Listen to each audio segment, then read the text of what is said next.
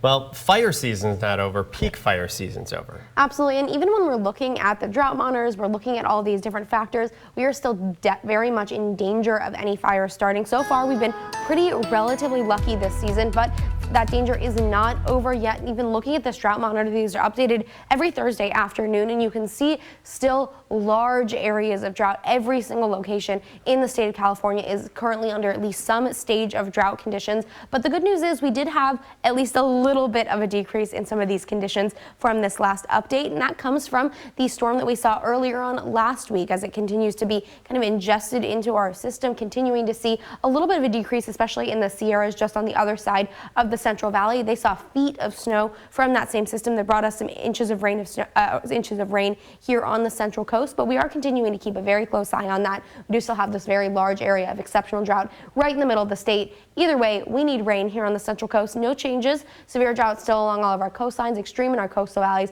and into those interiors as well, just on the edge of this exceptional drought. We are continuing to keep an eye on that, but also keeping an eye on these reservoirs as they continue to dip percentage points each and every week. Lake Salinas at 50.1%, that's down 0.2% just from last week. Lake Lopez at 22.5%, down 0.2% from last week. Either way, we need as much rain as possible here on the Central Coast. Lake Gibraltar at 20% this week, and that's down 0.2% from last week. So we need rain, and even looking into the extended forecast, it's not looking like we have really any major chances of rain here on the Central Coast. We're in this area of below normal precipitation for the next couple of days, even the next several weeks. And unfortunately, that does take us all the way into December, where we are hoping to see a little bit more rain, but there isn't any on the forecast quite yet. And below normal precipitation for us basically means just no precipitation here on the Central Coast. Temperatures for today: 32 in California Valley, 36 in Lompoc, and 33 degrees in Paso Robles, 40 in San Luis Obispo this morning. But now our winds are going to be the major factor, like they have been